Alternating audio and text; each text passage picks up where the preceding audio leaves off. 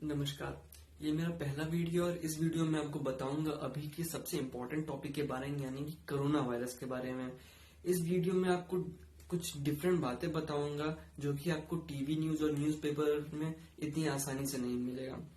इस वीडियो में हम जानेंगे कि कोरोना वायरस, कोविड-19 और सार्स-CoV-2 के बीच में क्या डिफरेंस होता है। साथ ही उसके साथ हम जानेंगे कि इसकी जो डिस्कवरी हुई थी उसके पीछे की स्टोरी, इसके सिम्टम्स के बारे में जानेंगे जो कि अलग अलग लोग में अलग अलग टाइप के होते हैं, और इसने हमारी कंट्री की इकोनॉमी और इंडस्ट्री पर क्या इम्पैक्ट डाला है। मेरे वीडियो को लास्ट तक जरूर देखिएगा। इन तीन टर्म में से सबसे पहले आपको जानना चाहिए कोविड-19 के बारे में। जो डिजीज हमारे सोसाइटी में फैल रहा है, जिसके कारण जॉब प्रॉब्लम्स और इकोनॉमिक लॉसेस हो रहे हैं, हेल्थ इश्यूज हो रहे हैं, उसका नाम है कोविड-19। और जिस वायरस के कारण ये डिजीज हो रहा है उसका नाम है सार्स-CoV-2। और सार्स-CoV-2 जिस फैमिली ऑफ वायरस को बिलोंग करता है उसका नाम है कोरोना वायरस। कई लोगों को ये मिसअंडरस्टैंडिंग रहता है कि जिस वायरस के कारण अभी ये डिजीज हो रहा है उसका नाम है कोरोना वायरस। ऐसा बिल्कुल नहीं है। उस वायरस का नाम है सार्स-CoV-2। मैं यहाँ पे लिख दूंगा, उसका नाम है सार्स-CoV-2 और जिस फैमिली से ये बिलोंग करता है उसका नाम है कोरोना वायरस। इसको आप इस तरह से समझ सकते हैं कि एक मेल है और फीमेल है, ये दोनों अलग ग्रुप्स हैं लेकिन ये दोनों बिलोंग करते हैं एक ही फैमिली को, दैट इज ह्यूमंस। दोनों हैं ह्यूमन लेकिन दोनों एक दूसरे से डिफरेंट हैं। दोनों में कुछ सिमिलैरिटीज हो सकती है लेकिन सारी सिमिलैरिटीज नहीं हो सकती। वही है कोरोना वायरस के साथ। कोरोना वायरस के अंदर आप सार्स-CoV-2 को मान सकते हैं, लेकिन जो बाकी कोरोना वायरस के लिए ट्रीटमेंट्स हो सकते हैं, उससे बचने के इलाज हो सकते हैं, वो सार्स-CoV-2 के लिए हो ये जरूरी नहीं है। हो सकता है पर मोस्ट ऑफ द केसेस में अभी तक नहीं हो। मैं सार्स-CoV-2 को शॉर्ट में कोरोना वायरस ही कहकर बुलाऊं क्योंकि इससे बात करने में थोड़ी आसानी हो जाएगी, क्योंकि ज्यादातर लोग उसे कोरोना वायरस ही कहकर बुलाते हैं। तो इसका सबसे पहले पता चला था वुहान शहर है चाइना में, वहां पर। और इसका सबसे पहले डिस्कवरी किया था डॉक्टर ली वेनलियांग ने। हुआ ये था कि वो रिसर्च कर रहे थे और उन्होंने माइक्रोस्कोप में देखा कि एक अलग ही टाइप का वायरस है जो कि न उन्होंने कभी देखा था अपने लाइफ टाइम में, नहीं उसके बारे में कभी पढ़ा था। तो जब उन्हें इस बारे में पता चला तो वो वी चैट पर उसे शेयर करने लगे। वहां पर चाइना में व्हाट्सएप नहीं, वी चैट चलता है, तो वी चैट में करने लगे। तो जैसे जैसे ये बात चाइना में फैलने लगी कि एक नया टाइप के वायरस का डिस्कवरी किया गया है, तो चाइना पुलिस डॉक्टर ली के पास पहुंच गई और उनने उनसे कहा कि अगर आप और इस बात को फैलाएंगे तो उन्हें उनके प्रति स्ट्रिक्ट एक्शन लेना पड़ेगा। फिर उसके बाद डॉक्टर ली शांत हो गए और उस वायरस के बारे में और रिसर्च वो करते रहे। और लास्ट में हुआ ये कि रिसर्च करते हुए वही उस वायरस से इन्फेक्ट हो गया। उस वायरस से इन्फेक्ट होने के बाद हुआ ये कि उनकी ब्रेथ कैपेसिटी बहुत ज्यादा घट गई। अब वो सांस नहीं ले पा रहे हैं, तो एज ए रिजल्ट उनकी अनफॉर्चुनेटली डेथ हो गई। इसका सबसे बड़ा क्वेश्चन ये अराइज होता है कि चाइना वाले क्यों नहीं बताना चाहते थे दुनिया को इसके बारे में। इससे उनकी तो बदनामी कुछ होने वाली नहीं थी, या फिर उन्हें किसी बात का डर था कि दुनिया को पता चल जाएगा और वो हो सकता है कि इस बारे में समझ जाए कि वो एक बायोलॉजिकल वेपन बना रहे हैं। ये अभी तक कंफर्म नहीं हुआ है कि चाइना का ये एक बायोलॉजिकल वेपन था या फिर ये खुद से इवोल्यूशन के कारण, या फिर किसी आदमी ने बैट को खाया है और बैट में वो कोरोना वायरस आ गया और उसके बाद वो ह्यूमन टू ह्यूमन ट्रांसमिट होने लगा। इसके बारे में अभी तक कुछ भी कंफर्म नहीं है। ये सिर्फ थ्योरीज है कि चाइना हो सकता है कि वो बायोलॉजिकल वेपन बनाया हो, या फिर किसी ने बैट को खाया हो और बैट के कारण ह्यूमंस में आ गया हो। अगर आप ध्यान से देखेंगे तो इस वायरस के बॉडी पर आपको कुछ स्पाइक्स दिखेंगे।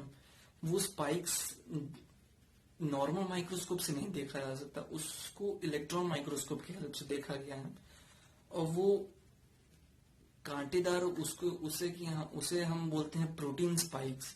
वो वायरस को हेल्प करता है कि वो ह्यूमन बॉडी से जाके अटैच हो जाए। और वो सबसे और वो 2002 में जो सार्स का वायरस फैला था, दिखता ये बिल्कुल उसी के जैसे है, लेकिन ये इस उससे ज्यादा कंटेजियस है। ये बहुत टाइटली जाके आपके थ्रोट से या फिर लंग्स में जाके सट जाएगा, लेकिन वो जल्दी जाएगा नहीं आपके बॉडी से। बहुत सारे न्यूज वेबसाइट्स आपको एक ही सिम्टम्स बताते रहेंगे कि आपको जब कोरोना वायरस हो रहा है तो आपको फीवर होगा, ड्राई कफ होगा, नोजिया होगा, लेकिन ऐसा हर केस में नहीं होता है। ये सबसे पहले मैं आपको क्लियर कर दूं। रिसर्च पता चला है कि 98.6% लोगों को ही फीवर होता है, हर आदमी को फीवर नहीं होता है ये। और कफ भी सिर्फ 59.4% लोगों को ही होता है। तो आप ऐसा मत सोचिए कि आपको फीवर नहीं है, कफ नहीं है तो आप कोरोना वायरस से बचे हुए हैं, ऐसा बिल्कुल भी नहीं है। कोरोना वायरस एक कम्प्लीटली अभी न्यू डिजीज है, हम इसके बारे में अभी कुछ भी नहीं जानते हैं।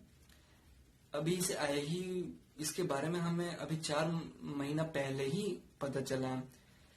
ये बिल्कुल उसी तरह है जैसे कि एक 5 क्लास के बच्चे को हम रोटेशनल डायनेमिक्स का चैप्टर देते हैं। वो ये तो जाने कि रोटेशन क्या होता है, लेकिन रोटेशन डायनेमिक्स के वो बारे में वो कुछ भी नहीं जानता है।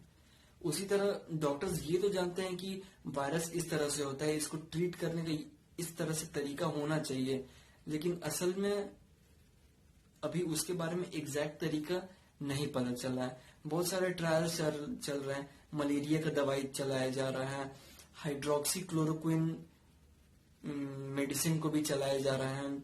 अभी एक नया टेक्निक का ट्रायल किया गया है, प्लाज्मा थेरेपी, उसे भी ट्राई किया गया है। अभी उसके रिजल्ट के बारे में कुछ भी नहीं पता गया है। जब मैं वीडियो बना रहा हूँ तभी उसका ह्यूमन ट्रायल नहीं हुआ है अभी तक। इस वायरस से उन लोगों को सबसे ज्यादा खतरा रहता है जिन्हें की कार्डियोवैस्कुलर डिजीज है, हमेशा खांसी रहता है, बीपी, डायबिटीज एटसेट्रा जैसे बीमारी वाले लोग। इसमें सबसे ज्यादा ओल्ड एज वाले लोग आ जाते हैं। और बच्चे अभी छोटे हैं, उनका इम्यून सिस्टम इतना ज्यादा स्ट्रांग नहीं रहता है, तो उनको भी बहुत ज्यादा प्रिकॉशंस लेने की जरूरत रहती है। हर समय न्यूज में बताया जाता है कि बाहर ना जाएं, अगर जाने का जरूरत पड़ रहा है तो आप आकर साबुन से हाथ कम से कम 20 सेकंड तक धो। इस डिजीज का सबसे बड़ा इम्पैक्ट हमारी कंट्री की इकोनॉमी पर पड़ा है। जो हमारे कंट्री में जो इंडस्ट्रीज हैं, बहुत सारी इंडस्ट्रीज शट डाउन हो चुकी हैं, लेकिन जो बड़ी इंडस्ट्रीज हैं जैसे कि टाटा मोटर्स हो गया, महिंद्रा हो गया, ये सब इन्होंने सरवाइव कर लिया। लेकिन जो स्मॉल स्केल इंडस्ट्रीज है जैसे क्लॉथ मेकिंग, यार्न मेकिंग, कोई फूड प्रोडक्ट बनाने वाला इंडस्ट्री, ये सब सरवाइव नहीं कर पा रहे हैं। तो इसके कारण वो अपने वर्कर्स को बाहर निकाल दे रहे हैं, जिसके कारण हमारी कंट्री में अनएम्प्लॉयमेंट बहुत ज्यादा अभी बढ़ गई है। अब ये अनएम्प्लॉयमेंट क्यों हो रहा है, इसे हमें समझना पड़ेगा। फार्मर्स को बाहर लॉकडाउन के कारण नहीं जाने दिया जा रहा है, जिसके कारण कल्टीवेशन रुक गई है। अब कल्टीवेशन रुक गई है तो इसके कारण इंडस्ट्रीज को रॉ मटेरियल नहीं मिल रहा है, जिसके कारण प्रोसेसिंग रुक जा रहा है। वो अपने प्रोडक्ट्स को बाहर सेल नहीं कर पा रहे हैं, जिसके कारण उनके पास रेवेन्यू आना बंद हो गया है। अब उनके पास रेवेन्यू नहीं आ रहा है और वो वर्कर्स को बैठा के रखे हैं, तो उन्हें पैसा देना पड़ेगा। अब इसके कारण होगा ये कि इंडस्ट्री लॉस में चलने लगेगी। तो इससे बचने के लिए जो ओनर्स हैं वो वर्कर्स को अनएम्प्लॉय कर दे रहे हैं, उन्हें बाहर निकाल दे रहे हैं। अभी तक में हमारे कंट्री में 60 to 70% लेबर्स अनएम्प्लॉय हो चुके हैं। हमारी कंट्री की जीडीपी 0.3% से नीचे जा चुकी है। स्टेट बैंक ने अभी ये बताया है कि अगर यही हमारी कंट्री का हाल रहा तो 2020-21 के सेशन में हमारी कंट्री की जीडीपी 1.1 पर आ सकती है। अभी हमारी कंट्री की जीडीपी करीब 2% के करीब है। एग्जैक्ट डाटा मुझे अभी नहीं पता है, लेकिन 2% के ही आसपास है।